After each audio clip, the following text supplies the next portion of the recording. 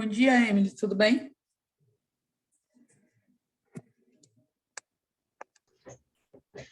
Bom dia, Bianca. Tudo bom? Tudo bom? Acho que pode esperar para gravar, porque começa às 11h30, só porque eu que vou tocar. A Marilda está ocupada no evento. Ah, tá, beleza. Então, eu deixei já gravando, porque depois eu vou ter que editar, porque algumas vezes já aconteceu da gente acabar esquecendo de colocar para gravar. Eu falei, não vou correr o risco, porque aí a gente deixa e depois eu edito e tiro a nossa conversa anterior, Ah, maravilha! Melhor tá? ainda. Você quer que eu admita alguém por agora? Não, espera aí, que eu ainda vou tomar café, pegar uma água. Deixa Ah, esse povo então tá bom. para 11h30 só que começa, mas o povo já está Tá. mandando mensagem aqui, mas enfim. Eu O só pessoal é entrei como ansioso. eu que vou tocar, Tá, para beleza. vocês já saberem. Mas eu vou Tá aqui tomar bem. um café, uma água, porque... Joia.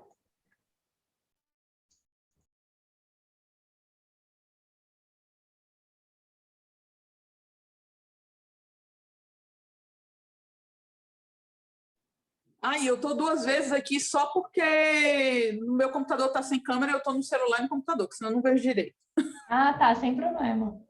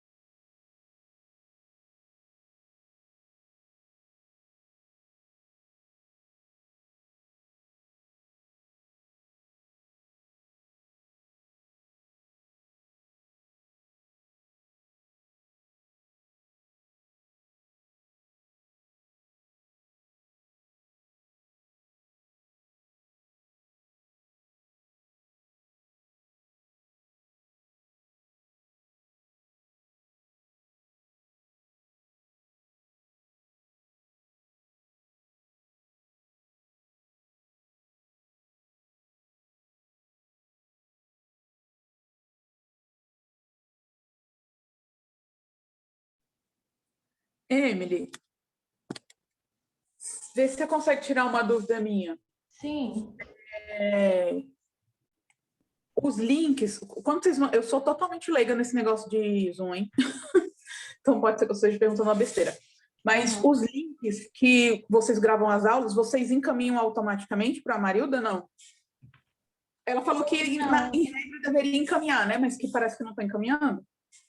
A gente mandou, eu mandei, na verdade, os links naquele último e-mail que a gente conversou, Mas que foram desse, das 4 das reuniões de reuniões. grupo Esse também? daqui é o segundo encontro que tem, não é? Pelo menos é o segundo que eu estou participando. Então, eu nem lembro quando foi que a gente começou a gravar pelo Zoom, a fazer as reuniões pelo Zoom, porque antes a gente nem fazia também. Mas é só porque, assim, porque ele tem um período, né, que ele fica disponível para a gente baixar. Então, todos os eventos do IDP que são feitos no Zoom e eles não são transmitidos no YouTube, eu mando eles para o YouTube, deixo como não listado. Ele não fica aberto ao público, mas fica salvo lá. Porque o Zoom tem mesmo esse problema de ficar só um período de tempo salvo. Então, o Zoom ele não atende a nossa necessidade de backup. Então, eu coloco tudo no YouTube, deixo gravado lá. Quando vocês pedem, eu mando. Então, É no se a gente quiser YouTube. os passados, ainda dá. Dá. Eu tenho salvo. Se você quiser, eu posso te mandar os links todos, de todos os que a gente tem. Porque a gente já, esse daqui de 11h30, se eu não me engano, é o segundo. Pelo menos é o segundo que eu estou Eu participando, acho que mas eu é posso esse mesmo. verificar. Acho que é esse mesmo. Aí eu salvo sim. Eu posso te mandar.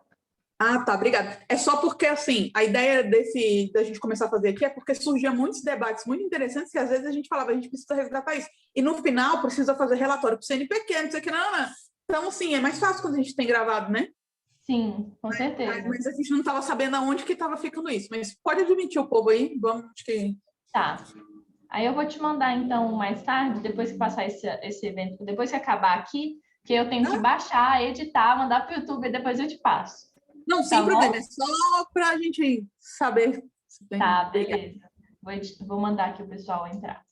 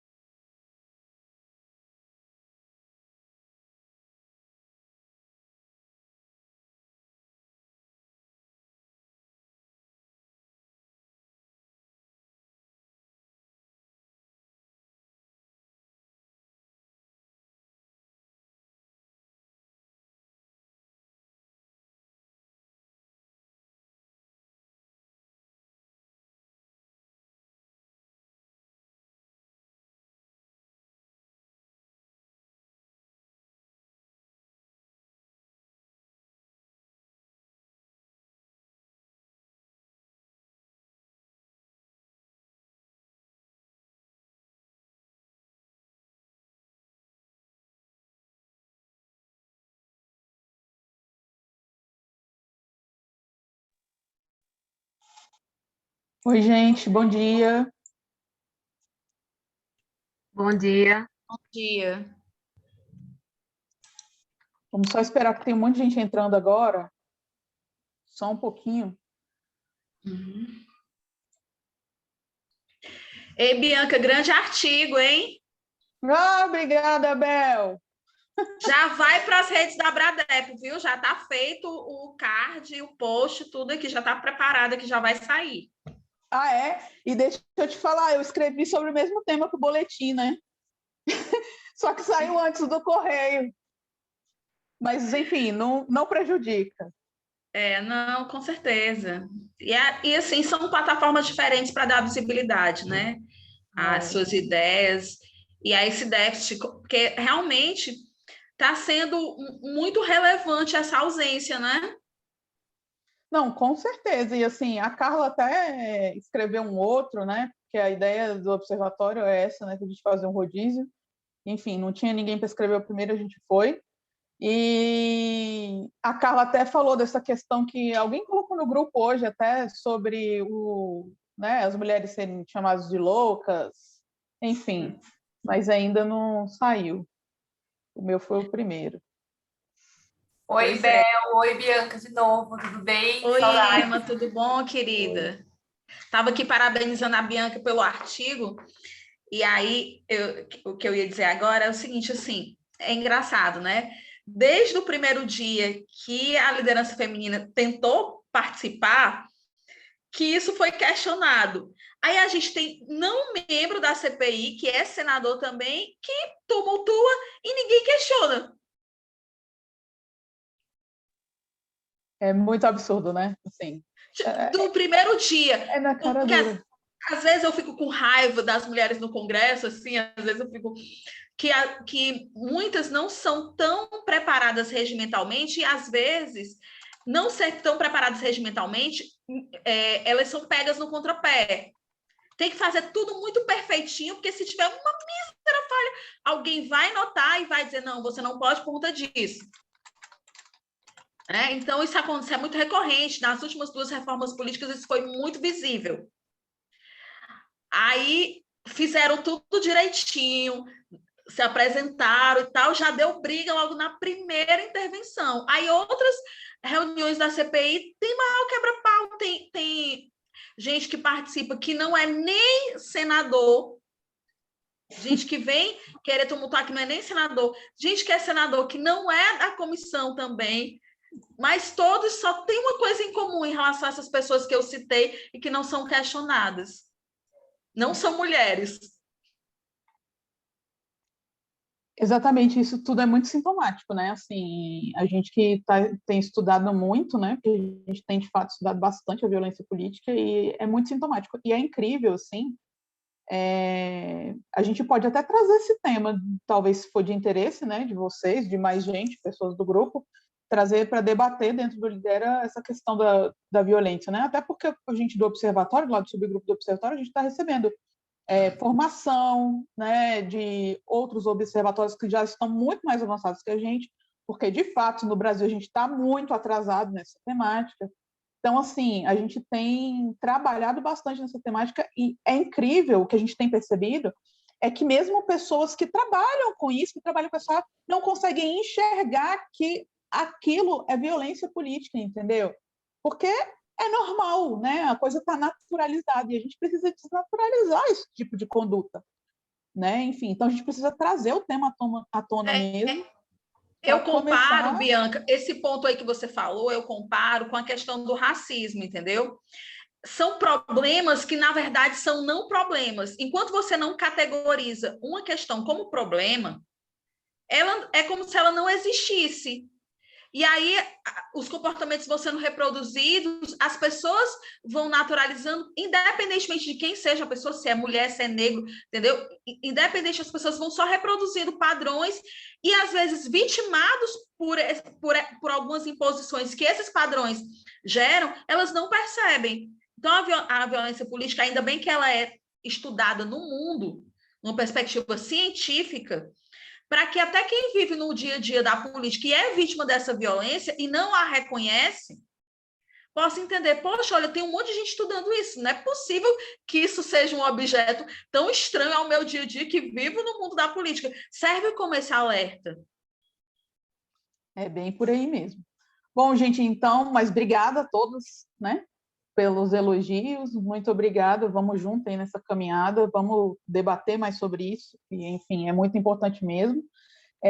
Primeiro eu queria agradecer a presença de todas e pedir desculpas pela professora Marilda, que está presa numa audiência pública e não vai conseguir vir para cá, né? Então, como a gente já remarcou a reunião, e semana que vem tem de novo treinamento do observatório, então não teria como remarcar mais uma vez, e ela falou, eu não quero desmarcar, então, por favor, tente tocar lá, e aí eu vou contar com todas vocês para me ajudar nessa missão, porque, enfim, o tema que foi proposto para a gente discutir aqui, acho, inclusive, que a Bel tem muita contribuição a trazer para a gente nesse tema, porque, enfim, né, a gente vai falar sobre construções coletivas, e a proposta dela foi exatamente a questão dos mandatos coletivos, né, que a gente debatesse um pouco quanto a isso.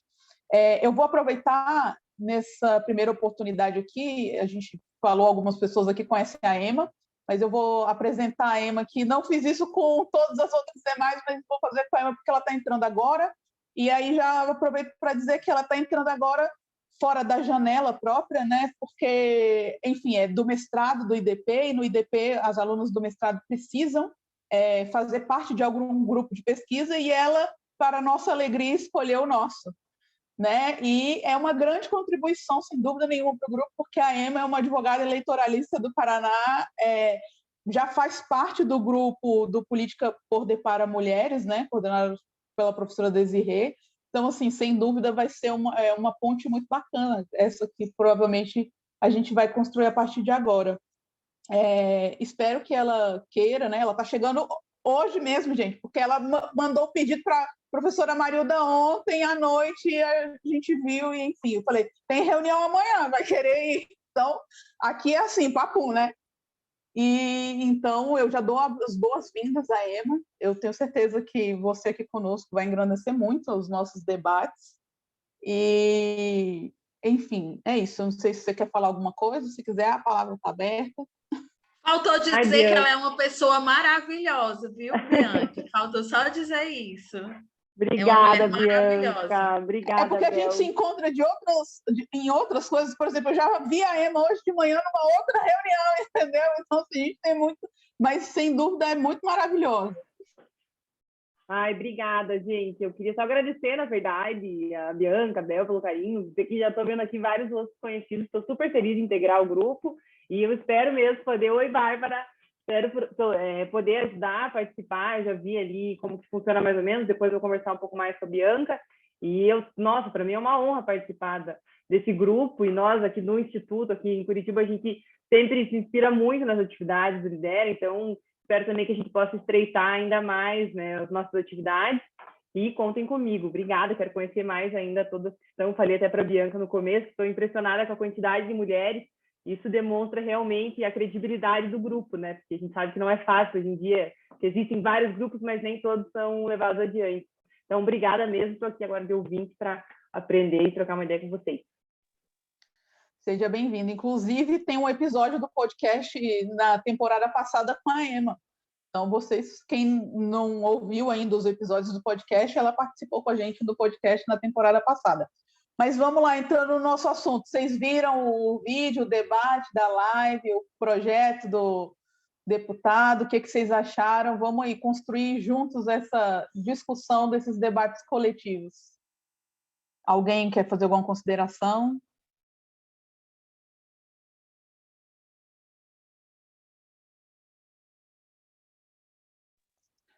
Bom, já que vocês não fizeram consideração, eu vou fazer a provocação, né? Bianca, tá ouvindo? Agora eu tô. Oi, bom dia, meninas. Tudo bem? Eu queria só jogar a bomba e sair correndo, né? Aquelas. É uma coisa que a gente É a minha missão hoje aqui, viu?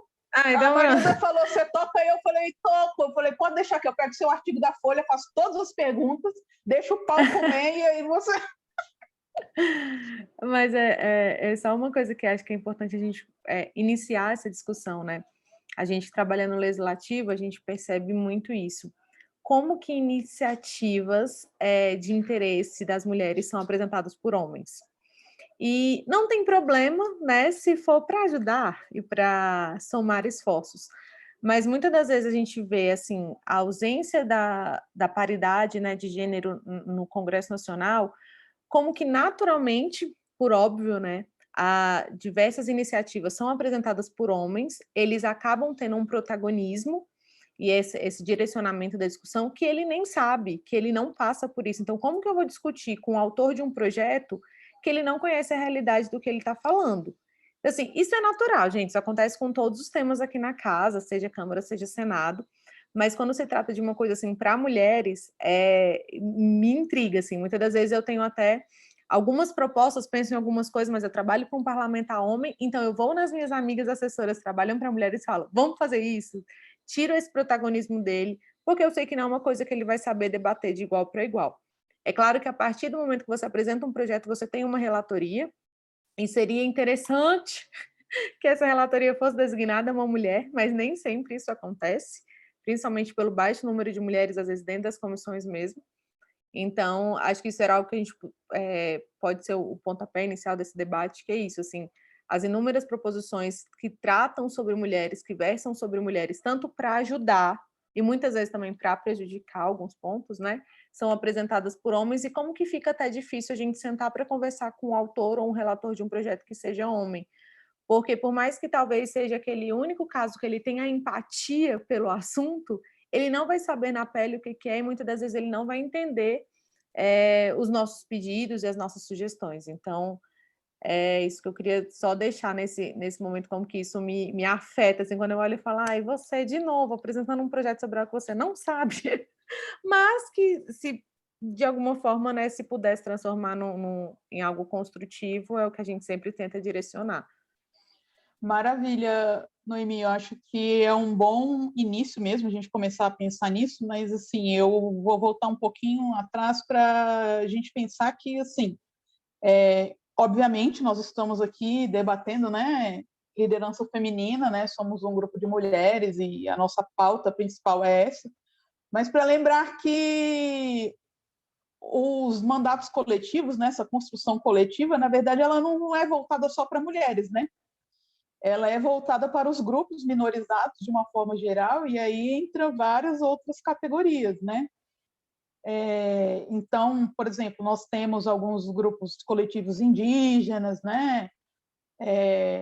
Negros, enfim, isso não é... Eu acho que essa construção começou mais com os grupos minorizados de uma forma em geral. Né? Então, assim, eu entendo perfeitamente o que você está dizendo. Não, desculpa, é porque a Isabel terminou falando da violência política e eu fui nesse sentido dos últimos projetos. Desculpa, nem fui no do Bacelar, não. Estava pensando na questão da violência política, porque realmente tem muitos projetos nesse sentido, entendeu? Foi mal. Pausa e voltamos para o do Bacelar do coletivo. Não, mas eu entendo o que você está falando e, assim, mas eu acho que é por aí, que é uma coisa que a gente precisa analisar também, né? Porque talvez seja uma visão que nós aqui, vocês que estão aí no Congresso, talvez vocês tenham mais esse olhar, né? Às vezes a gente não vê dessa perspectiva, a gente só vê o projeto é bom, não é, a lei é boa, não é? E, de fato, quem apresenta, como apresenta, a forma como traz, sem dúvida pode ser um diferencial. A Bel quer falar, Bel? Sim, apesar da Noemi não ter pretendido falar sobre o projeto, foi uma perspectiva interessante. Sempre que eu vou falar, principalmente para público feminino, nesses cursos de formação política, eu sempre começo falando como a política é um lugar hostil para as mulheres, mas que eu me denomino de uma corrente do feminismo chamada feminismo fraterno, um feminismo que é para todas, certo? Inclusive para aquelas que negam o feminismo, porque, por exemplo, aqui no meu estado, tem uma deputada que, quando ela faz a campanha dela de TV, campanha eleitoral dela de TV, ela diz assim, contra o feminismo e a ideologia de gênero. Já um bordão para ela, né? E eu gosto de brincar que o meu feminismo é até para a deputada fulana, Muitas vezes eu cito o nome dela, que eu não tenho problema nenhum, acho que ela nunca vai querer me contratar, mas tudo bem. A gente até se entenderia. Por quê? Porque é exatamente uma coisa que a Noemi falou, que me é muito cara, é que quando eu estou falando de problemas que, de maneira geral, atingem muito mais as mulheres, eu posso até ter uma ideia completamente diferente de mundo daquela outra mulher, mas em algum lugar nossas histórias se conectam e com a das outras mulheres, porque somos mulheres. Então, por mais machista que uma mulher seja, por mais que a ideologia dela seja totalmente contrária, como essa que eu citei, o fato da gente ser mulher faz com que a gente já tenha, por si só, uma conexão que talvez nem ela reconheça quando ela é dessa forma. Então, realmente, seria muito importante que as pautas ditas femininas fossem mesmo tocadas, se não propostas, por mulheres. Mas aí a gente vai entrar naquela discussão de que, para que essas pautas ganhem mais relevo, precisava ter mais mulheres. Então, a gente tem esses dois problemas, né? E os mandatos coletivos, em que pese eles não terem um direcionamento de grupos de mulheres, eles têm sido muito mais utilizados por grupos de mulheres, porque as mulheres já são, por natureza, minorizadas. E aí, dentro dessa perspectiva de mulheres minorizadas, ainda tem grupos ainda minorizados dentro do próprio universo das mulheres, que é o caso de indígenas, é o caso de negras, é o caso de LGBTQI+.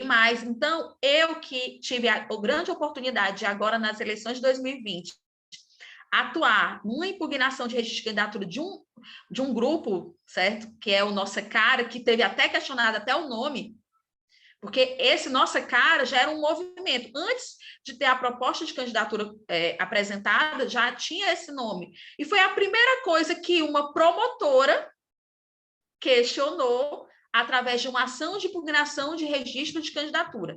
Repare, o problema dela não era simplesmente o nome. Ela achava que aquilo ali não identificava de forma transparente uma candidatura que era individual, porque não existe no nosso ordenamento a candidatura coletiva, e isso dava uma vantagem para essa candidatura que era individual na forma de apresentação, e que, de uma certa forma, ludibriava o eleitor. Foi isso que ela colocou na AIRC, certo? E aí, você pensa por 1000 perspectivas. Por que será que incomodou tanto essa mulher promotora? E ela buscou esse viés exato, porque ela poderia ter questionado única e simplesmente o nome. Não precisaria de uma ação de impugnação de registro que tinha viabilidade, inclusive, para inviabilizar essa candidatura. A ação tem como propósito impedir uma candidatura da forma como ela foi proposta. Ela poderia ter lá pedido só uma diligência. Não, esse nome eu acho que ele não corresponde ao que está na legislação para que se apresente uma candidatura, mas não. Foi muito mais violento, viu, Bianca, que já estávamos falando em violência, e partiu de uma mulher promotora. Não se desqualifica aqui o que ela colocou nessa ação de impugnação de registro, mas é um olhar crítico para o fato de que ali tínhamos 3 mulheres pretas, de um movimento que antecedia essa proposta de candidatura, uma lésbica assumida, certo? Outra estudante de direito, então, pessoas que já tinham uma construção coletiva natural, que antecedia a proposta de candidatura. E era isso que era falado na sua propaganda. E o viés que foi colocado pela promovente da ação foi exatamente isso, como elas se apresentavam. Então, ela queria realmente invisibilizar essa proposta com essa argumentação. Então, eu precisei pensar muito nesse argumento. Joguei lá no grupo lá das Abradepianas, viu, Bianca? Que, inclusive, a Marilda teve a oportunidade de contribuir, a Roberta Grecha também teve a oportunidade de contribuir para eu achar o melhor argumento para me contrapor, porque eu só queria uma coisa: eu não posso correr o risco de não defender a bandeira de que elas têm o direito de se mostrarem como é a proposta de candidatura delas, mas também não posso aqui invisibilizar a luta delas. A luta delas enquanto grupo coletivo, eu não posso correr nenhum desses riscos. Então, eu fui colhendo argumentos para eu poder cobrir todas as possibilidades. Porque é isso que a gente faz, né, Noemi?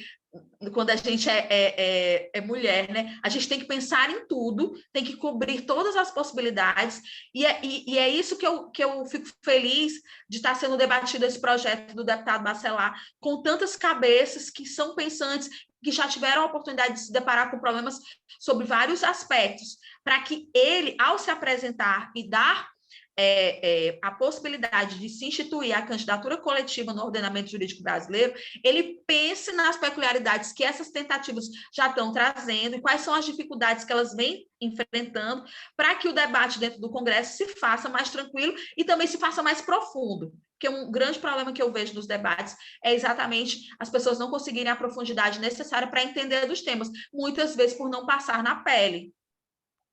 Muitas vezes eu não sou mulher, isso não se conecta com a minha realidade em nenhum momento, e aí eu não entendo, eu tenho dificuldade argumentativa. Então, ainda bem que existem assessoras, né, no Congresso para dar uma guarida para esse déficit, que são cada vez mais assessoras, né, Noemi? Cada vez mais servidoras, né, no Congresso, que são um trabalho silencioso, mas eu conheço algumas e fico muito feliz de me ver representada no trabalho de cada uma delas. Era só essa a contribuição, Bi.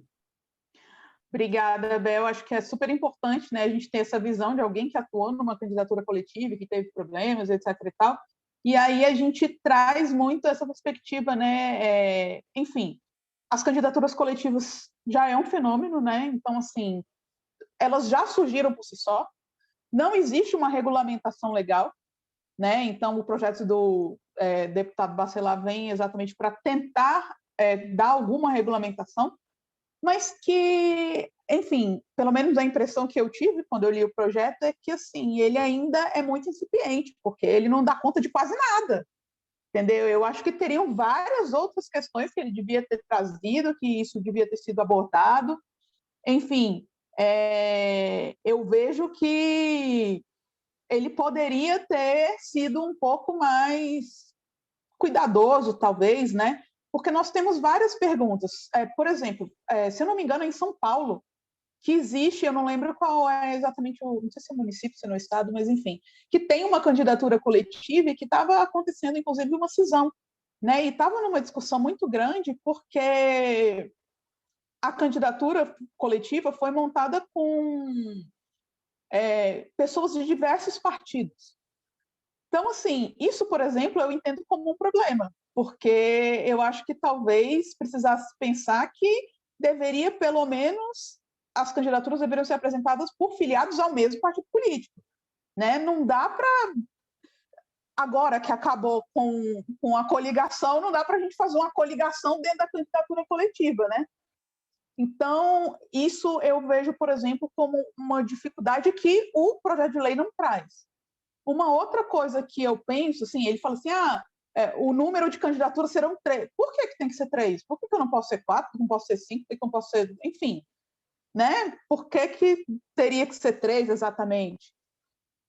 E aí uma outra dúvida muito grande que eu tenho é que, assim, que ele não coloca nada nesse sentido, é que eu acho que a partir do momento que você apresenta uma candidatura coletiva, eu acho que todas as pessoas, por mais que o registro seja único, né, como a Bel falou, não tem como a gente fazer o registro de candidatura de várias pessoas, né, assim, coletivamente. Então, uma pessoa só vai ser o cabeça de chapa, como está descrito lá no projeto, né, mas terão as outras pessoas, né. Eu acho que todas essas pessoas que compõem a candidatura coletiva, elas precisam estar com os requisitos de elegibilidade e inelegibilidade atendidos, né, porque se uma daquelas ali, senão seria muito fácil, eu tenho uma inelegibilidade, então eu vou compor aqui, eu não posso ser candidato sozinho, né? Porque senão eu vou ser impedido. Mas eu vou compor uma candidatura coletiva e aí tá ok? Então, assim, seria burlar, né, o sistema eleitoral. Então, eu acho que o projeto, apesar de ser bacana, porque a gente precisa de alguma regulamentação, porque, de fato, a realidade está aí, e no Brasil acontece muito isso, né? A realidade vem, nos impõe, e depois que a gente vai dar conta, né, da normatividade. É o que a gente está discutindo aqui, estava falando aqui no início, antes de começar, sobre a questão da violência política, né? desde que o mundo é mundo, a violência política acontece, né? A violência política de gênero. O Brasil é um dos países mais violentos politicamente, e não só mulheres, homens também. Né? A eleição de 2020 vai provar. A gente via quase que diariamente os jornais de candidatos que foram assassinados, enfim, emboscada, homens e mulheres. Então, assim, a gente precisa entregar uma resposta para a sociedade, né? Então, enfim, a Noemi levantou a mão, então, Noemi. Ai, Bianca, nem sei como é que tá aqui a ordem para falar. A gente está fazendo a inscrição, alguma coisa, não? Não, tá só levantando a mão. Eu não vi se alguém no chat pediu, gente. Se levantar a mão, acho que fica mais fácil. Mas, enfim, eu vou olhar o chat, mas pode ser você. Tá, beleza. Eu queria só trazer, acho que a maioria do grupo aqui é muito do direito, né? E não, pelo contrário, não menosprezando isso, são visões realmente diferentes, mas acho que para a gente que está dentro da Câmara, para quem não me conhece, eu sou assessora parlamentar de um deputado, a gente consegue ver pequenas nuances muito específicas para um projeto desse tipo. E eu, como cientista política, tenho inúmeras críticas a um projeto desse tipo. E parte um pouco do que a Bianca falou, por exemplo, querendo ou não, você sempre vai ter só um representante. Você vai escolher ali entre eles quem é essa pessoa que vai ter o nome dele, que vai ter o nome na urna, que vai estar ali, por exemplo, na hora das votações nominais, que vai colocar o nome, né, a digital, por exemplo, enfim. E outra, dentro das comissões, quando você faz essa proporcionalidade dos partidos dentro da casa para você dividir os membros das comissões, não tem como eu mandar um para a comissão de ciência e tecnologia, aí o outro da minha chapa eu coloco ali para a da agricultura e o outro da educação. Eles podem até participar da reunião, como qualquer outro parlamentar. Eu confesso que talvez seja um pouco diferente estadual para federal, enfim, mas eles podem estar ali como ouvinte, mas na hora de votar, quem vota é um só.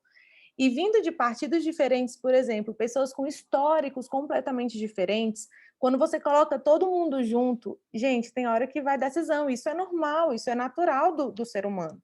Então, assim como, por exemplo, eu defendo, e aí é uma opinião pessoal, eu sou contrária, na verdade, às candidaturas autônomas.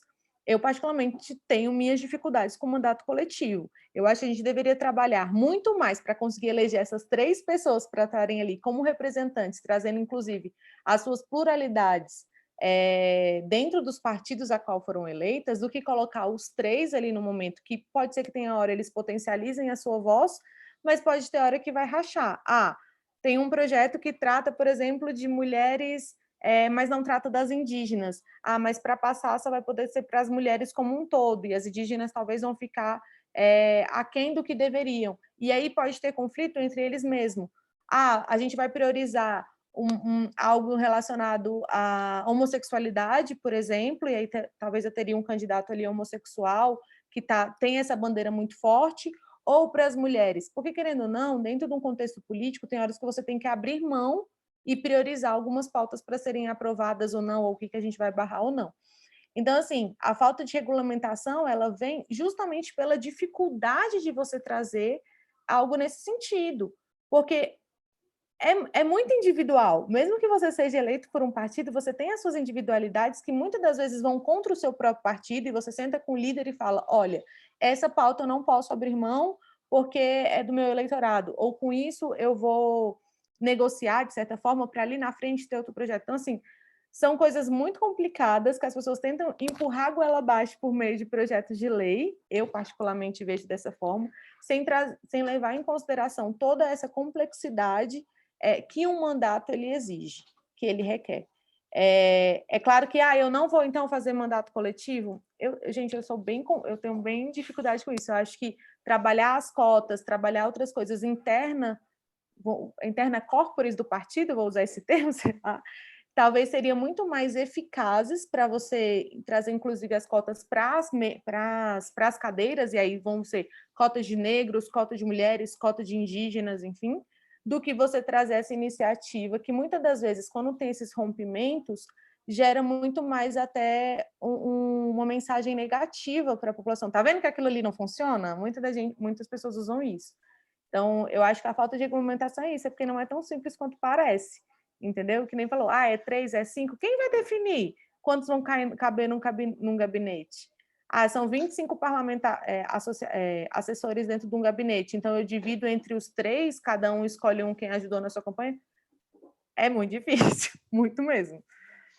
Eu acho que assim, enfim, as contribuições da Noemi são muito interessantes porque ela traz um outro lado, né? Porque é isso que eu estou falando, a maioria aqui é da área do direito e ela traz uma visão de cientista política aqui para a gente muito interessante. E a Noemi falou 2 pontos que me chamaram a atenção, e aí um deles eu até vou me socorrer aqui do artigo da Marilda da Folha, que uma das perguntas que ela faz é um artigo em que ela traz 12 perguntas sem respostas para candidaturas coletivas. E aí, uma das perguntas que ela faz é exatamente essa: quais as consequências da cisão do grupo que se apresentou ao eleitor? Né? Então, se esse grupo resolve rachar em determinado momento, quais são as consequências disso? Né? E aí, uma outra coisa que a Noemi trouxe aqui, que me chamou a atenção, só para talvez fazer um contraponto ao raciocínio dela, é que, assim, eu entendo a sua posição, Noemi, de falar, eu acho que seria melhor trabalhar internamente no partido, né, questões pessoais, só que, infelizmente, a gente sabe que essa não é a realidade do Brasil, né? As minorias não têm condição nenhuma de trabalhar internamente dentro dos partidos. E aí, o que acaba acontecendo? Né? O voto, tipo, fulano tem, sei lá, 10 mil votos, mas não dá para se eleger. Junta com 5 mil que o outro tem, com 20 que o outro tem, então vamos aqui fazer uma candidatura coletiva. Infelizmente é isso, porque dentro dos partidos políticos, as pessoas, as minorias, né, porque estamos aqui tratando de candidatura coletiva, eu confesso que eu só vi candidatura coletiva até hoje de minorias. Então, as minorias que não são atendidas dentro do seu próprio partido, porque isso é um dado da realidade, elas se articulam para formar essas candidaturas coletivas para conseguir alguma projeção. Isso fica muito claro, inclusive, no debate na live, né, que a Marilda mandou para a gente assistir e tal, quando você vê a candidatura das pretas por Salvador, né, que elas falam, uma já tinha articulação em tal área, outra já tinha em tal área, e aí a gente resolveu se unir. Então, assim, infelizmente, eu acho que esse é o tipo de tema que, assim, gostemos ou não, ele vai existir, já está aí, já existe, e que, enfim, e eu penso, por outro lado, assim, será que cercear, né, proibir isso, não seria um cerceamento ao direito, né, do eleitor, enfim, e do próprio candidato, né? Então, são essas provocações que eu já faço a partir da fala da Noemi e já passo a palavra para a Maureen, que também pediu a palavra. Bom dia, meninas, tudo bem? O debate é muito interessante e eu acho que traz algumas questões que tem até... a gente tem falado, tem sido discutida a questão dos próprios sistemas eleitorais, né? Então, assim, como é que a gente faria essa candidatura dentro do atual sistema? Que nem a própria Bianca falou, olha, não existe mais as coligações, então seria uma forma, eles estão tentando, acho que meio que burlar para poder coligar. E o que me chama muita atenção é que a cadeira é do partido, né? Então, assim, como é que você vai ter, dentro de uma candidatura coletiva, vários partidos, sendo que a cadeira é daquele partido único? Né? Então, assim, eu acho que também é uma problemática, eu acho que a gente vem da questão dos sistemas e da própria questão da candidatura avulsa e da obrigatoriedade da filiação partidária, né? Que a Noemi trouxe uma coisa muito interessante, ela falou, olha, por mais que você seja de um determinado partido, você tem a sua individualidade, né? Mas a gente acredita, pelo menos num certo ponto, que você vai seguir ali pelo menos aquele programa, que é aquilo que você defende ali dentro da sua candidatura, no mínimo você tem que estar em consonância com aquilo que o teu partido, a bandeira do teu partido também, né? Então, minimamente, você tem que ser fiel àquilo, tanto é que existe a infidelidade partidária. Então, a gente parte do pressuposto que a pessoa que ela está afiliada a um partido X, ela vai seguir aquela linha ali. Né? Então, assim, aí você misturar isso dentro de um mandato coletivo é muito complicado mesmo. Eu entendo perfeitamente que a Bianca está trazendo hoje maravilhas nos seus posicionamentos, pelo menos dentro do meu entendimento. Então, assim, realmente eu vejo que essa foi a única forma que essas minorias viram de chegar, de conseguir uma cadeira. Foi a única forma. Elas não conseguem separadas, infelizmente, né? Então, assim, mas eu acho que a gente tem que prestar atenção nesses pormenores, justamente nessa questão da regulamentação, porque existe a questão do partido. Eu acho que, para mim, assim, a filiação partidária, para mim, é uma garantia da própria democracia. Se a partir do momento que eu preciso me filiar, eu tenho uma garantia. Eu acho que o eleitor ele não tem muita a noção disso. É importante a filiação partidária, sim. Por quê? Porque eu sei mais ou menos onde aquela pessoa vai, onde o meu voto está indo, o que a bandeira que aquela pessoa está levantando, né? Tanto é que teve aquela questão lá com a Tabata Amaral, naquela época lá, que ela tinha fechado questão com o partido, aí se tinha dado infidelidade, se não tinha, e era uma coisa muito séria, né? A gente estava num partido de trabalhadores e ela voltando à questão da reforma. Aquilo foi muito sério. Ali, para mim, foi um grande exemplo da importância da fidelidade partidária e da importância da filiação partidária, né? Então, assim, eu acho que realmente na regulamentação precisa realmente ver isso. E essa questão é muito engraçada, né? Por que 3 pessoas? Por que não 4? Por que não 5? Por que não 10?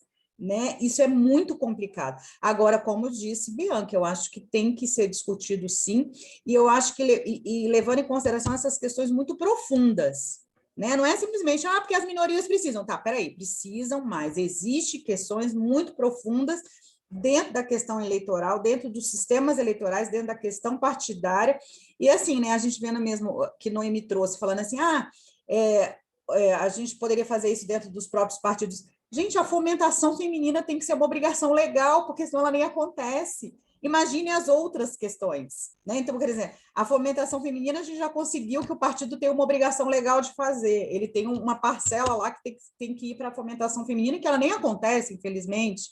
Então, assim, agora a gente começou a questão das candidaturas dos negros, né?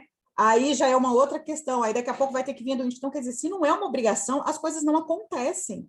Então, essas minorias não chegam. Quer dizer, se não é uma obrigação de ter 30% de um dos gêneros, a mulher não vai chegar nunca, eu acho. Né? Infelizmente. Então, assim, imagine a gente como minoria, imagine essas outras minorias que raramente conseguem chegar. Quer dizer, você vê o indígena, quando que o indígena consegue ser representado? Quase nunca. Ele tem que lutar na raça e na coragem, porque senão ele não é representado. Então, é muito complicado. Obrigada, meninas. Obrigada a você. Ótimas colocações. Então, assim, pelo que a Maureen falou, eu entendo que talvez se a gente regulamentasse um pouquinho mais, né, com essas questões, eu, por exemplo, tenho essa opinião, né, de que tem que ser do mesmo partido. Se for um partido diferente, tem alguma coisa aí que não vai dar certo, não existe coligação, então você está bolando o sistema de alguma forma, né, mas, enfim, sou super a favor das candidaturas coletivas, mas concordo plenamente que a partir de algumas regras, né. A Emma pediu a palavra. Obrigada, Bianca. Na verdade, o que eu queria fazer era uma sequência do que a Noemi falou, do que a Maureen falou, do que a Isabela falou ali também no chat. Eu concordo com essa questão que as candidaturas coletivas elas são muito simples da forma como estão sendo apresentadas, principalmente nesse projeto, né? A gente vê que é um projeto muito básico, que aqui a gente consegue listar diversos questionamentos que precisariam estar sendo respondidos justamente pelo que a Noemi falou. A gente tem algumas coisas que a gente não pode se dar o luxo de falhar para daí ajustar. A gente precisa chegar já ajustado, porque pode ser que não tenha outra chance. Mas com relação a essa questão da representatividade, até que a Noemi pontuou, que talvez lançar 3 candidatas ao invés de fazer um mandato coletivo, uma coisa que me chama atenção é justamente nessa linha do fim das coligações. Aqui em Curitiba, por exemplo, onde eu moro, o pessoal ainda nunca conseguiu uma vaga na Câmara de Vereadores. E eles sempre batiam uma trave, assim. E com o fim das coligações, isso atrapalhou ainda mais, porque muitas vezes coligavam com outros partidos de esquerda e, assim, davam uma esperança para a próxima. E agora, com o fim das coligações, então, puxa, é algo assim que é pouco viável, porque é uma cidade, infelizmente, ainda muito conservadora na escolha dos vereadores e das vereadoras. Então, eu percebo que talvez o mandato coletivo seja uma solução para você unir esforços. Mas, claro, a gente fala de esforço, não está dentro da Câmara, como a Noemi está, para poder explicar. Mas uma outra coisa que eu acho também é que o nosso sistema proporcional ele é muito difícil, ele é duro realmente.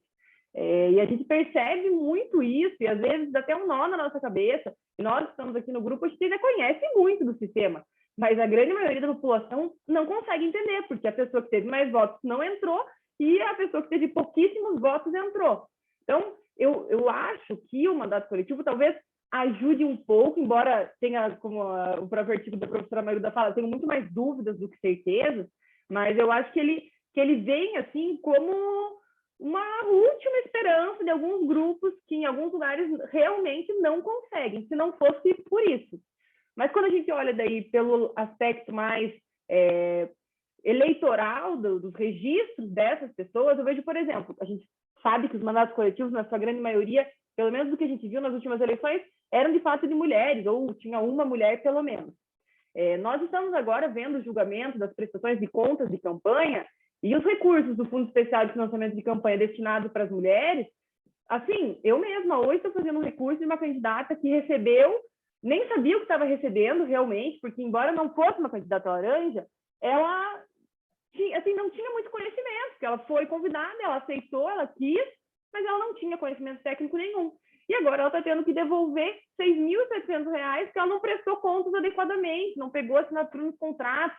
Então, assim, eu acho que a candidatura coletiva também vai atrapalhar ou vai ter alguns problemas com relação à prestação de contas e financiamento. Nós sabemos que as mulheres agora têm, no mínimo, 30% destinado a elas.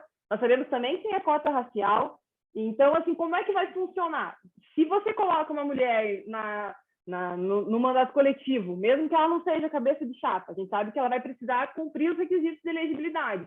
Mas isso é suficiente para que o partido possa destinar aqueles valores para aquelas mulheres?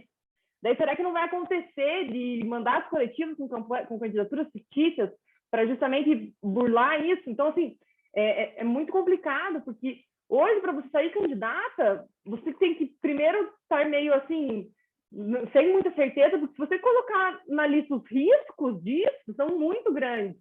E as campanhas coletivas, a gente percebe que normalmente são assim uma união de esforços, muitas vezes com não muitos recursos, e no final das contas você sai com um sonho, se lança, não é eleito e sai com uma conta gigantesca nas costas. Então, eu acho assim, realmente um tema assim, instigante, a gente pode ficar a tarde toda conversando, mas me gera muito mais dúvidas, e depois do que a Noemi falou, vindo de dentro mais ainda, do que certeza. Eu só lanço essas considerações mesmo. Maravilha, com certeza, mais dúvidas do que certezas. A Sara Neisser pediu a palavra. Sara. Olá, bom dia. Às vezes eu fico mais caladinha aqui, porque aqui a gente aprende muito mais ouvindo, né? Essas mulheres todas falando coisas importantíssimas. Mas, assim, o que eu consegui perceber do projeto é que ele meio que tenta vedar essa coligação que a gente colocou aqui, né? Essa coligação que pode tentar ser feita por baixo do pano, né? Que não é mais permitido. Ele coloca aqui, ó, no artigo 2º, 2 membros participantes, os quais serão obrigatoriamente cidadãos filiados ao mesmo partido. Então, eu acho que o projeto ele já abarca essa situação, mas várias outras ele não abarca. Por exemplo, eu também não entendi essa questão de apenas 3 pessoas, né? Por que não pode ser um coletivo de 4, 5? E fazendo uma pesquisa básica na internet, eu encontrei algumas experiências muito avançadas e interessantes que eles chamam de e-democracia. Tinha um partido na Dinamarca que conseguiu eleger uma pessoa, e aquela pessoa era o que a gente poderia chamar de membro representante, mas as votações e os posicionamentos que ele tinha dentro do parlamento eram decididos pela internet. Olha que coisa interessante, e por meio de votação popular. Então, assim, esse projeto, ele meio que mata essa possibilidade, claro, muito futurista, né, para a gente pensar nos nossos padrões de hoje, mas eu acho que é uma discussão também relevante e interessante. Outro ponto que não trata, que também já foi trazido aqui, é a questão do dissenso, né? No dissenso, ele coloca que a prevalência da vontade do membro representante em caso de dissenso. Nesse ponto, o mandato coletivo ele foi bem pouco coletivo, né? Ou seja, você tem 3 pessoas, mas o que vai prevalecer, no fim das contas, é apenas a opinião do membro representante. Algo que eu achei positivo, por outro lado, né, é justamente a transparência com relação ao eleitor, na hora que ele for votar, ele precisa ter, e isso o projeto abarca, ele precisa ter consciência das pessoas em quem ele está votando, né, se for um mandato coletivo, por exemplo. Acho que é isso, mais ou menos são esses apontamentos, mas eu acho que o projeto ele é tímido, né, em algumas questões. Eu acho que ele precisa tratar de algumas outras coisas que não estão aqui, né, que não estão contempladas aqui. Mas, de forma geral, é isso. Muito bacana, eu acho que é mais ou menos isso que a gente está se encaminhando aqui, né? Que o projeto é necessário, mas é tímido e precisa, né, de um debate maior, né? E lembrando que nós estamos aí em meio a uma reforma eleitoral, né? Então, tem várias construções, inclusive, tem vários campos abertos, né? De canais. Justiça Eleitoral fez agora há pouco, em parceria com a Abradep, a jornada de direito eleitoral, e que, enfim, quem quisesse podia apresentar propostas nesse sentido, de enunciados. Agora, eles abriram uma consulta pública sobre a questão das resoluções, né? Se quem quiser fazer apontamento, etc. E tal. E o Congresso está aí, né? Trabalhando para a reforma eleitoral. Então, provavelmente, isso é um tema que vai vir e a gente precisa, né, enquanto academia, enquanto pesquisa, ficar de olho e trabalhar para lançar luzes, né, a todas essas inquietações. A Bel pediu a palavra. Bel? Sim, na verdade, só uma pequena contribuição, até porque eu já falei muito, é que eu percebi nos grupos candidatos nessa proposta de mandato coletivo, eu não percebi que essas pessoas, que eram quase todas mulheres, elas tinham dificuldade dentro do partido. Individualmente, provavelmente, essas com as quais eu tive contato e tal, elas conseguiriam lançar suas candidaturas individuais. O que motivou normalmente é que teria mais viabilidade a soma de esforços do ponto de vista do resultado eleitoral e também, normalmente, por exemplo, no caso da nossa cara, que foi a que eu representei, a proposta de candidatura era precedida por um movimento do qual elas já participam, que já tem até esse nome.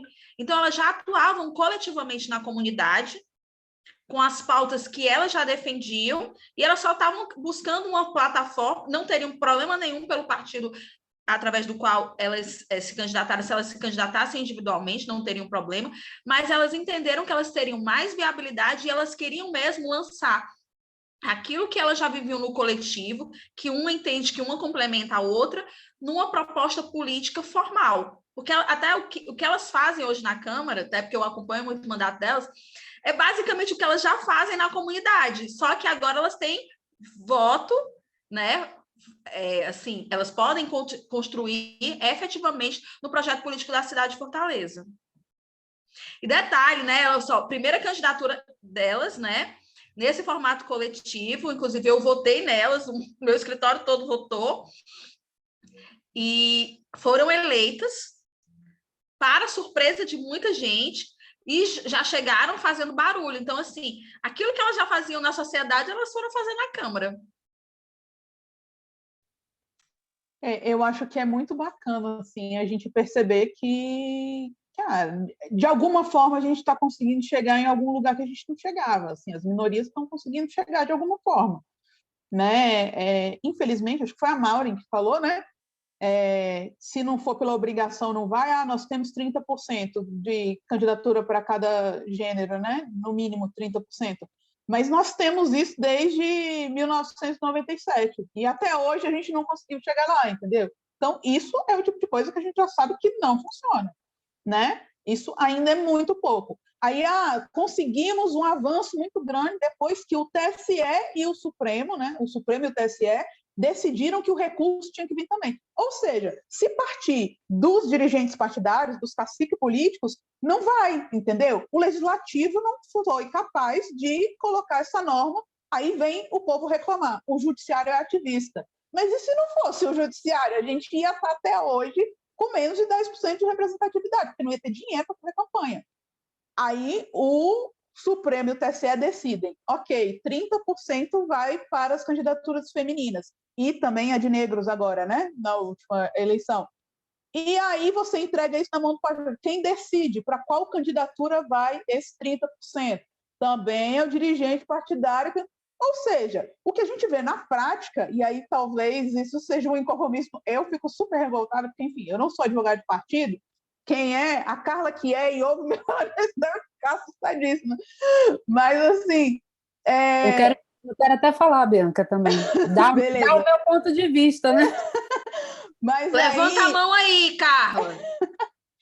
Aí eu fico tão indignada, porque assim, a gente sabe que tem alguns municípios, tem algumas candidaturas de mulheres que não recebem R$1, entendeu? Então, assim, como é que você vai fazer? Eu, por exemplo, eu não sei ainda como propor isso, mas assim, na minha cabeça, teria que ser, o partido quer lançar candidato no município X, pelo menos R$1.000, sei lá quantos R$1.000 tem que ir para aquele município, né, para candidaturas, porque não é possível você querer lançar candidato e não dar condição da pessoa fazer campanha, né? A Noemi está com a mão aberta, está com a mão levantada antes, Carla. Você quer falar agora ou como é que é? Noemi, então. Não, eu só queria deixar claro o seguinte, está todo mundo aqui pensando como é bonito, como vai ser ótimo para as mulheres, para os negros, para os indígenas, mas a regra vale para todo mundo, tá? Sem partidarismo aqui, mas podia ter coletivo de galera antidemocrática também, que não sei por que está fazendo, né, no legislativo se defende, por exemplo, fechamento do STF, mas pode ter coletivo assim também. Então, eu quero deixar bem claro que, assim como tudo no nosso país, alguns pensam no sentido bom da coisa, propositivo e tal, naturalmente, infelizmente, as correntes, inclusive, mais fortes, né, pessoas, inclusive, com maior poder e tal, podem também assumir do mesmo jeito. Então, eu ainda continuo vendo muitos riscos de todos os lados. Ponto. Tá, joia. Carla? Não, eu quero falar o seguinte, eu sou a favor acho interessante essa questão da candidatura coletiva, só concordo com o que a Tatiana colocou, o que a Maura já colocou, todas colocaram aqui, até o artigo da Marilda fala sobre a questão da regulamentação, porque às vezes a gente até gera também um desequilíbrio também no pleito em relação aos demais candidatos. Eu, como a Bianca falou, eu advogo para um diretório nacional, para a Rede e um outro partido, mas especificamente a Rede, por ter mais esse viés, eles lançaram a candidatura coletiva também no Rio de Janeiro, ano passado. E o que acontece? Principalmente aí, cadê a Tati e a Mauri, que são também, amam prestação de contas, tinha algumas questões, gente, que eu particularmente penso que gera um desequilíbrio, porque às vezes as pessoas que faziam parte ali da candidatura estavam fazendo gastos que não estavam entrando na prestação de contas regular da candidata, entendeu? Então, inclusive, eu alertei sobre isso. Então, assim, aí eu acho que, por um lado, se não tiver regulamentação, gera desequilíbrio. E aí, eu já fui filiada a um partido político. E o que acontece? Quando a gente fala também, aí, Bianca, fazendo só uma ponderação aqui, como advogada do diabo, mas é importante fazer também, essa questão dos recursos do FEFEC, enfim, você sabe que até minha dissertação é sobre isso, eu vou cutucar a onça com vara curta mesmo, advogando para partido, para tentar trazer até a questão que a Mauri colocou aí, a aplicação efetiva dos 5%, Mauri, do artigo 44, inciso 5º da 9.096, informação efetiva para mulheres, porque a gente não vê essa aplicação e se isso é uma violência política, econômica, de gênero ou não. Inclusive, minha tese é sobre isso que eu estou estudando. Mas aí eu faço um contraponto aqui em relação ao que eu vivi e vi também em relação a essa questão mas são os dirigentes dos partidos que não querem, ou que não lança aquela pessoa, aquelas minorias, e aí eu estou falando até de um partido que a pauta dele é a preservação e o destaque das minorias, que é a Rede. O que eu via muito? As pessoas não queriam abrir mão, elas querem destaques, então acontece muito isso. Por exemplo, aí eu vou dar um exemplo muito claro, a gente sabe que teve a cláusula de desempenho e a Rede perdeu parlamentares com isso. Por que a Rede perdeu? Porque as pessoas não quiseram abrir mão dos seus projetos pessoais, porque era muito mais fácil juntar um grupo aqui e apoiar uma determinada pessoa, a pessoa que teria mais destaque, e eu ir para a rua pedir voto para aquela pessoa, porque eu estaria, na verdade, já que a gente estava construindo o partido, eu estaria construindo aquele partido e fortalecendo o meu partido e a pauta que eu acredito, do que eu ir fazer o meu projeto, eu defender os meus projetos e a minha pauta pessoal. Então, acontece muito isso. Depende também muito do nosso conceito, e eu acredito que é uma cultura, na verdade. Eu acho que todo mundo precisa passar por uma reforma. Os partidos precisam passar por uma reforma, mas as pessoas que entram na política precisam entender que aquilo ali é público, eu estou servindo ao povo. Então, se eu estou servindo ao povo e eu estou colocando a minha vida, ou estou colocando minha energia naquilo ali, eu tenho que entender que aquilo ali é coletivo. Aliás, tudo tem que ser coletivo, gente. A gente está participando aqui de um grupo, isso aqui é coletivo, não é uma construção minha, Carla, é uma construção de todos nós, né? Então, eu acho que falta também essa educação e essa desconstrução, né? E por isso também que eu sou contra, viu, Noemi? Eu tenho restrições em relação à candidatura avulsa, justamente por isso também. Excelente, Carla. Assina embaixo, você está coberta de razão, nunca para sofrer. Agora, eu acho que você traz na sua fala uma coisa muito importante, que talvez tenha sido a ideia inicial quando a Marilda propôs esse... Quer dizer, eu estou aqui falando por ela, mas achando, né? Porque você trouxe essa questão da construção coletiva, né? Do diálogo coletivo, porque era o que a gente estava discutindo lá atrás, todo com a comunicação não violenta, né? Como que a gente faz para construir diálogos democráticos, né? Verdadeiramente. E olha que incrível, né? Amanhã nós temos no curso de formação exatamente esse tema, né? Nós vamos trazer, e assim, só para que vocês entendam, o calendário do curso de formação é totalmente associado do calendário de reuniões do Lidera. Os temas, vocês sabem que a Marilda traz, né, a partir da reunião anterior, então, assim, não foi nada combinado, mas acho que veio muito a calhar, porque amanhã vai ter a discussão sobre militância e identidade, né? O que isso com o professor Marcos, e a Flávia Pellegrino, que é do Pacto pela Democracia, vai trazer para a gente o tema, né, como construir pontes dialógicas, pontes democráticas, né? Então, mesmo quem não fez a inscrição, depois vai estar disponibilizado no YouTube, né? Vai poder assistir isso. Mas eu acho que vai ser muito bacana para a gente começar a afinar esses cursos, porque a gente precisa realmente ter essa consciência do coletivo, né? E eu concordo plenamente com você quando você diz que nós todos precisamos, né, de educação. Nós aqui, quem se coloca à disposição, o eleitor, enfim, é por isso que a gente faz e aí, Bianca, só fazendo um adendo, inclusive, e eu fui que questionei muito, aliás, a própria executiva da Rede, eu questionei, eu falei, gente, vocês não têm estratégia, vocês não estão trabalhando com estratégia, e eles tentaram construir nos estados, aqui também no DF, e aí o que acontece? Mas, Carla, as pessoas não abrem mão dos seus projetos pessoais. Eu falei, sim, mas vocês também querem... Aí também entra naquela história, né? A rede é muito horizontal, então,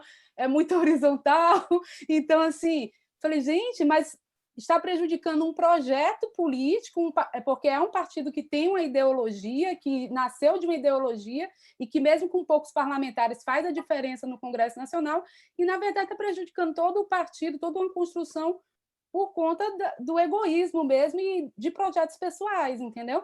Então, assim, a gente precisa fazer só essa ponderação e concordo também que os partidos, tudo passa, gente, a questão da educação, acho que a Maura também já falou sobre isso em algum momento, eu não lembro, para mim tudo é desconstrução e da forma como a gente aprendeu a fazer, para reconstruir novamente, e a questão da educação. Partido político, partido precisa aprender que se ele também não abrir mão dessa forma de fazer política e reaprender a fazer política, né, uma política inclusiva, com a participação coletiva, também ele vai continuar sofrendo, e a gente tem visto isso. A Mauri falou sobre o caso da Tabata, eu estou até fazendo uma defesa aqui, numa ação de perda de mandato eletivo, né? E foi até um dos deputados também, Mauri, que votou junto com a Tabata aí, em favor lá da reforma da Previdência. Enfim, então, assim, eles vão continuar, vocês têm visto as decisões do TSE, eles vão continuar sendo enfraquecidos os partidos se não mudarem também a sua forma de construção, a sua forma de fazer política, entendeu? Excelente. Eu queria só complementar não, né? Aproveitar a fala da Carla, para dar também meu depoimento pessoal. Eu já tive mandato do ano passado, eu era vice-prefeita de uma cidade no interior aqui do Maranhão, e aqui em São Luís eles lançaram um coletivo feminino que não conseguiu lograr êxito, e eu tive a oportunidade de conversar com essas meninas, e assim, a gente trazendo essa perspectiva de partido, de eleição, de escolha de candidato, para a nossa realidade aqui, estrito senso, mesmo uma realidade de interior, de um estado que ocupa sempre os índices, está sempre posicionado nos índices de uma forma assim bem preterida, a gente sabe que a teoria está muito distante da prática, né? Então, assim, o que a gente discute aqui é muito lindo de se discutir, mas na hora que chega para lançar as candidaturas, na hora que chega para escolher os candidatos, os critérios são completamente diferentes do que a gente gostaria que fossem.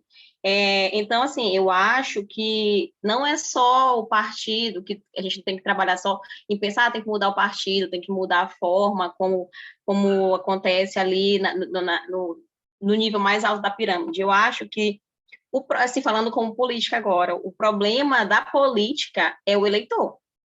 Entendeu? Porque a gente, quando tem contato com o eleitor, que a gente conversa com o eleitor, a gente sabe que a preocupação de 90% não é o que tu vai fazer pelo coletivo, é o que tu vai fazer por mim, entendeu? Então, assim, isso perpassa essa questão do eleitor e ela naturalmente está inserido ali naquele momento de escolha, porque, como a Carla colocou, todo mundo quer o holofote, né? Todo mundo quer o protagonismo, pouquíssimas pessoas estão dispostas a abrir mão de ser o candidato, ou de encabeçar aquela chapa, ou de ser o quem vai protagonizar naquele coletivo, em detrimento de outra pessoa que pode até fazer parte de uma minoria, ou pode ter até maiores ou melhores condições de elegibilidade, mas na hora de realmente escolher quem vai ser, todo mundo quer.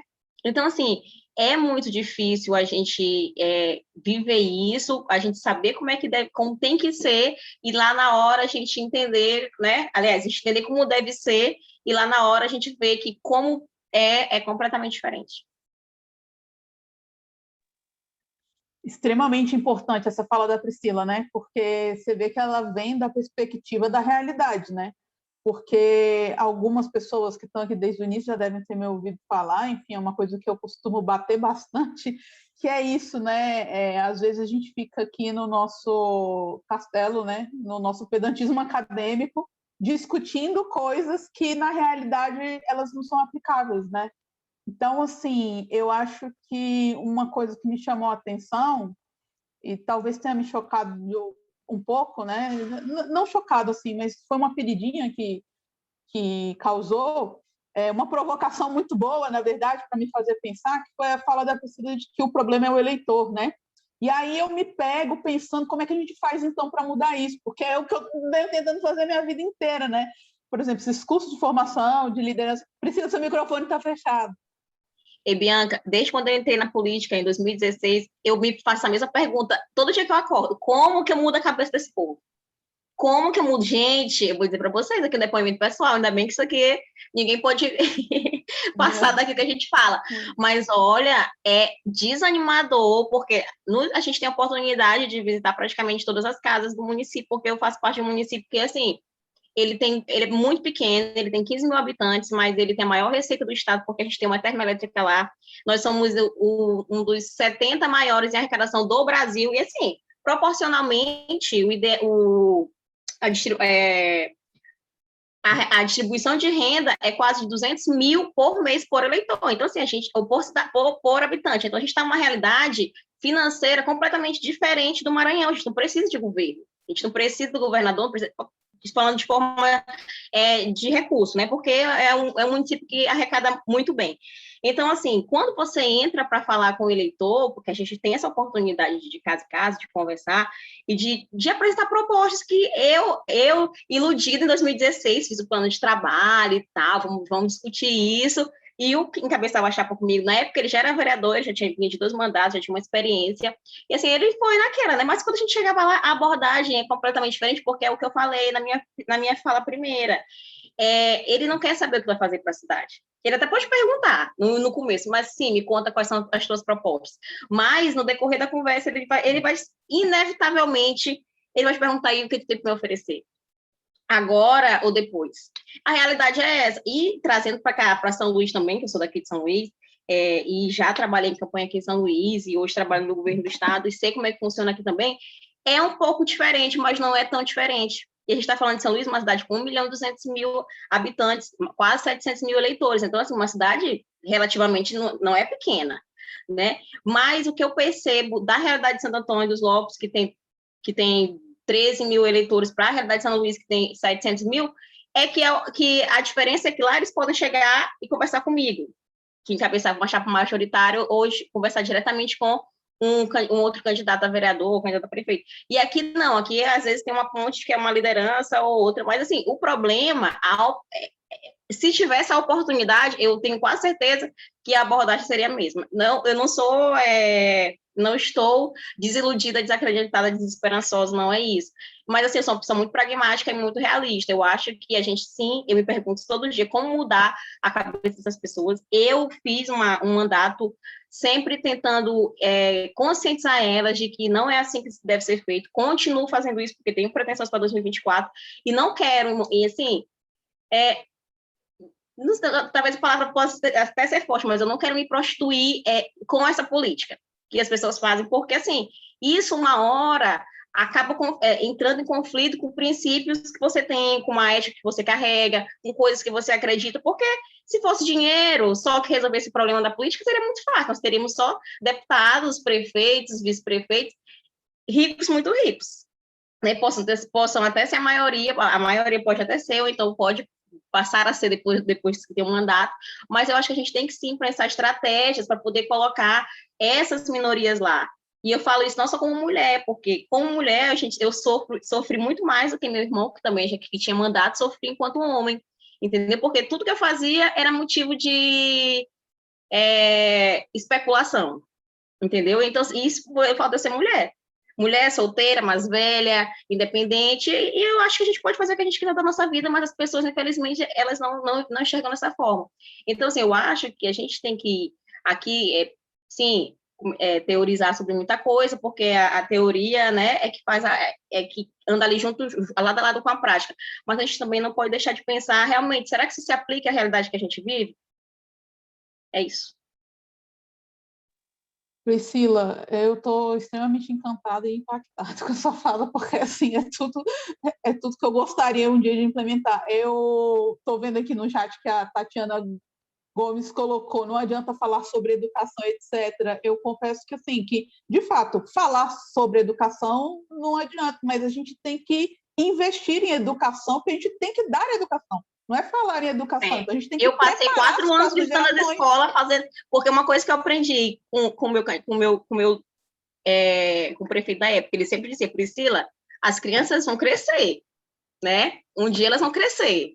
Então, assim, a gente tinha muito um público, a gente tem, né, na verdade, um público de jovens e adolescentes que acompanha a gente nas redes sociais. Eu sou muito presente, muito forte nas redes sociais lá na minha região, e a gente tem esse público, então eu me preocupei muito em estar nas escolas durante esses 4 anos, e até hoje, saí de lá, né, mas sempre que eu tenho oportunidade, eles me mandam mensagem, a gente está sentindo falta da palestra, por conta da pandemia a gente não pode estar fazendo isso.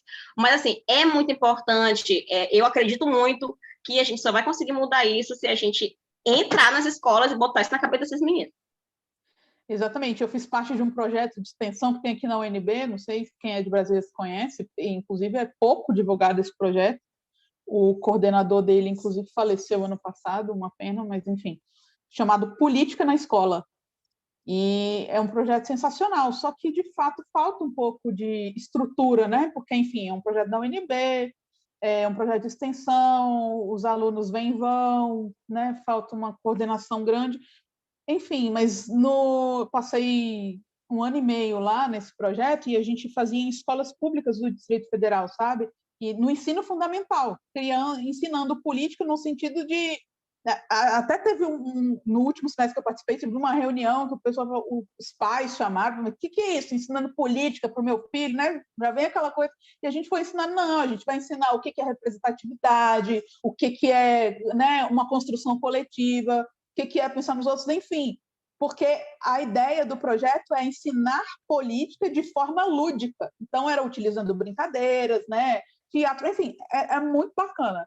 Então, eu penso que o caminho é exatamente esse, vamos levar a política na escola para todo o Brasil, para todas as escolas, para todas. Então, eu acho que não tem outra saída se não for através da educação, gente. E, assim, essa geração está difícil, porque a gente vai ensinar o pessoal, né, os menores que vão crescer, a geração futura, a pensar, né, a combater do jeito que ela quiser, né? Mas você não vai simplesmente aceitar um vídeo que te mandam do WhatsApp dizendo uma coisa que você olha, lê, né? Você vê, tem coisas que a gente recebe, eu tenho certeza que vocês também recebem, você fala assim, cara, isso não tem a menor condição de ser verdade, porque assim, não faz sentido, né? O caminho não é esse. E as pessoas hoje em dia simplesmente repassam, não leem, não faz nada. Então, assim, por isso que eu acho que a gente está nessa dificuldade, né?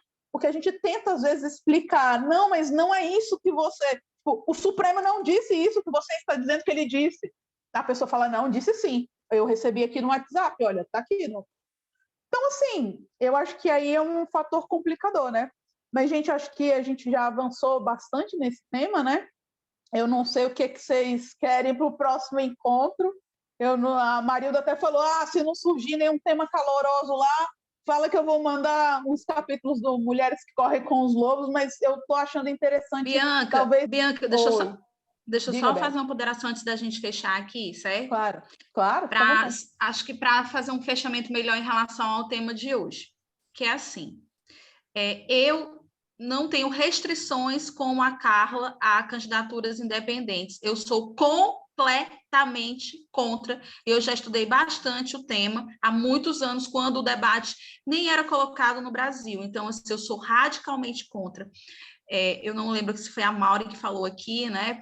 Eu acho que essa vinculação com um partido, com um grupo político organizado, ela é fundamento para a democracia. E todos os lugares onde isso não existe, a gente percebe que a democracia fica muito individualista, muito falha, e deixa de ter aquele sentimento de pelo povo, para o povo, esse que é o objetivo inicial que foi construído o Estado democrático.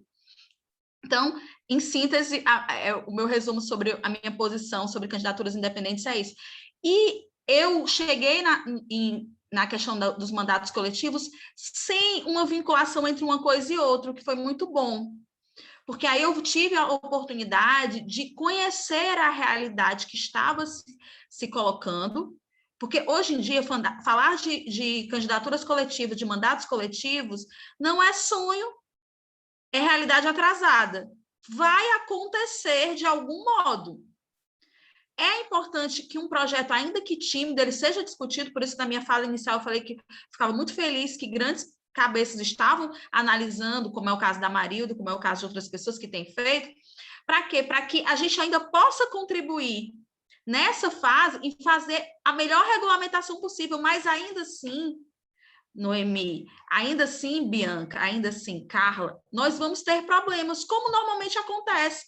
Primeiro porque a gente sabe do jogo político que existe no Congresso, a gente sabe que pode ser uma tentativa boa, que pode ser utilizada e cooptada para fins bem maléficos, de grupos que já são fortes dentro do jogo político que podem se fortalecer ainda mais. E a gente tem que tentar fazer a melhor construção dessa regulamentação, porque ela vai ter que acontecer de algum modo. Eu também fiquei super feliz com a fala da Priscila, assim, não desista nunca. O problema das crianças que crescem é que elas muitas vezes foram contaminadas pelos pais que estavam viciados, mas tudo bem, eu não tenho filho, eu não vou passar por isso, mas vou sofrer por isso quando ver os filhos dos outros, né? Mas não... A Bárbara está rindo da minha cara, como sempre. Mas eu tenho muita fé na educação que a Bárbara está dando para os filhos dela, certo? Na educação que a Cris está dando para o filho dela e nas demais que eu não posso citar aqui porque eu não sei. E ainda sou uma pessoa extremamente crédula na democracia. Então, se tem um jeito de fazer uma democracia aperfeiçoada, e eu encaro o mandato coletivo assim, vamos encontrar uma forma viável de tornar algo que é realidade regulamentado, possível, certo? E com o menor número de distorções possíveis que a gente puder colocar nessa construção. É assim que eu vejo, é isso que eu espero, ainda que eu saiba que não vai ser fácil, que sempre tudo pode ser levado para um lado muito ruim, e nós estamos num momento muito cruel da nossa democracia, e não é só no Brasil. A gente sente muito mais isso aqui no Brasil, porque a gente vive aqui. Mas a gente vê defecções do processo democrático de se chegar ao poder em vários lugares. Então, a gente precisa realmente repensar essa democracia que a gente quer. Eu acho que passa também por essa construção coletiva. Era isso. Maravilha, Bel. Obrigada, gente. Obrigada. Eu acho que a gente vai conversando, né, lá no grupo e, enfim, a Marilda, Bianca, depois a gente Bianca, vê. Oi, eu coloquei aí no grupo, achei importante um tema que a Noemi sugeriu para a próxima reunião, essa discussão de soluções para a educação política da sociedade, renovação dentro dos partidos e demais instituições, que eu acho que passa realmente por uma reforma institucional como um todo, além do eleitor, passa por uma reforma institucional. E eu coloquei uma proposta aí que a gente, não sei, de repente podia abrir lá no grupo para que cada um fizesse, quem quisesse, né, fazer proposta, e a gente tentar fazer uma minuta de proposta em nome do Lidera, até para encaminhar. A gente tem a Noemi, que está aí dentro a nossa musa aí do Congresso Nacional, cadê ela? Tá por aí. E tantas outras que a gente pode levar, né, Bel? Essa proposta de regulamentação. Porque em 2022, gente, nós vamos ter candidaturas coletivas, entendeu?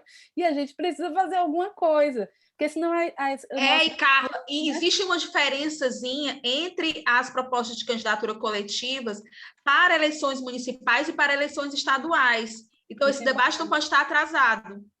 E aí pode fazer uma proposta até de emenda, né, Noemi? Você que é do... Oi, pronto. Gente, dá para fazer várias coisas. Eu acho que isso é tão importante, Carla, porque, assim, eu faço parte do Elas, né? E, dependendo, às vezes, quando surge algum tema, a gente sempre se mobiliza, não são todos, mas quando a gente vê que são assuntos de repercussão nacional, a gente sempre se movimenta para fazer manifestos, para fazer minutas, para enviar para o TSE. A gente está tendo muitos contatos hoje, muito importantes, né? Contatos internacionais, com Bianca, por aí e tal. Então, a gente fazer propostas de minuta, de manifestos, em nome do Lidera, em nome do IDP, não sei, e conseguir esses apoiamentos, sempre... Não precisa ser a gente sozinho, que nem a gente está falando, são construções coletivas, e se juntar com outras organizações, a gente já lança alguns movimentos ao longo desse ano que vão estar muito quentes no ano que vem. Então, a gente pode fazer campanhas mesmo.